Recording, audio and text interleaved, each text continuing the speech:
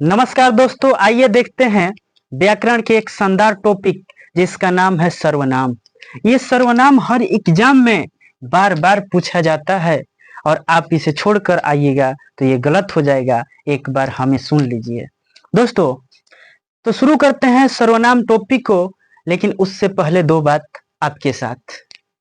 नसीब जिनके ऊंचे और मस्त होते हैं, नसीब जिनके ऊंचे और मस्त होते हैं, इम्तिहान उनके बहुत ही जबरदस्त होते हैं। तो इसी के साथ शुरू करते हैं आपका टॉपिक सर्वनाम। तो आइए दोस्तों सर्वनाम को देखते हैं। देखिए सर्वनाम क्या है। सर्वनाम इंग्लिश में इसे प्रोनाउन कहते हैं। सर्वनाम क्या है? तो यह संज्ञा के बदले में आता है। जैसे आप समझिए, नीतीश एक लड़के का नाम है। नीतीश काम करता है। नीतीश तेज लड़का है। नीतीश पढ़ने में तेज है। नीतीश प्रतिदिन विद्यालय जाता है। ये बार बार नीतीश काहे ऐसे घूम रहे हैं भाई? बार बार नीतीश ऐसे आ रहे हैं, कभी इधर कभी उधर कभी उधर। आप गलत सेंस मत लगाइएगा, हम नीतीश एक लड़के को लिए हैं, आप उस वाले नीतीश को मत समझिएगा। ये नीतीश जी नहीं है, ये नीतीश एक लड़के के हैं। ठीक, तो देखिए ये नीतीश संज्ञा है। नीतीश संज्ञा है ना? बोलिए, नीतीश संज्ञा है ना?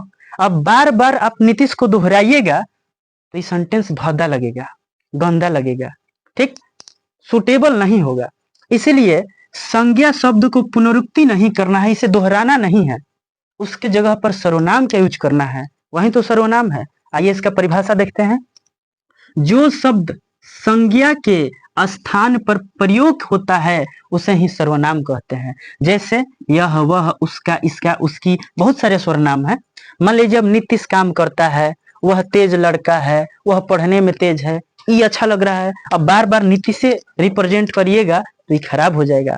ठीक, देखिए तो आप सर्वनाम का डिफिनीशन भी समझ गए, सर्वनाम किस लिए प्रयोग होता है ये भी समझ गए। अब देखिए सर्वनाम के भेद। दोस्तों बताते चले कि सर्वनाम के 6 भेद होते हैं हिंदी में। इंग्लिश ग्रामर में पढ़िएगा तो इसके 10 भेद होते हैं। तो आइए हिंदी को देखते हैं। पुरुषवाचक सर्वनाम, निश्चयवाचक सर्वनाम, अनिश्चयवाचक सर्वनाम, निजवाचक सर्वनाम, संबंधवाचक सर्वनाम और प्रश्नवाचक सर्वनाम। ये 6 भेद होते हैं।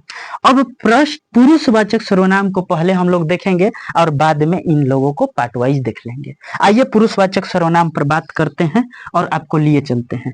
जिस शब्द से बोलने वाले, ध्यान दीजिएगा, जिस शब्द से बोलने वाले, सुनने वाले तथा जिसके बारे में कहा जाए उसका अगर बोध होता है उसे पुरुषवाचक सर्वनाम कहते हैं। जैसे मैंने कहा कि नीतीश एक तेज लड़का है, मैंने आपसे कहा कि नीतीश एक तेज लड़का है, तो मैं बोलने वाला हो गया, आप सुन रहे हैं सुनने वाले हो गए, और नीतीश जी के बारे में बात हो रहा है तो वह थर्ड यानी वह लास्ट वाले व्यक्ति हो गए, मतलब जिसके बारे में चर्चा हो रहा है। तो तीनों को बांटा गया है। जो बोल रहा है उसे उत्तम पुरुष, जो सुन रहा है उसे मध्यम पुरुष, और जिसके बारे में कहा जा रहा है वह अन्य पुरुष।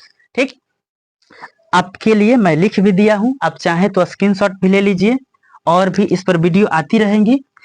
देखिए मैं से फर्स्ट पर्सन का बोध होता है, आपसे सेकंड पर्सन का, और वह जो है थर्ड पर्सन। इसके बारे में और डिटेल से चर्चा करेंगे पार्ट 2 पार्ट 3 में।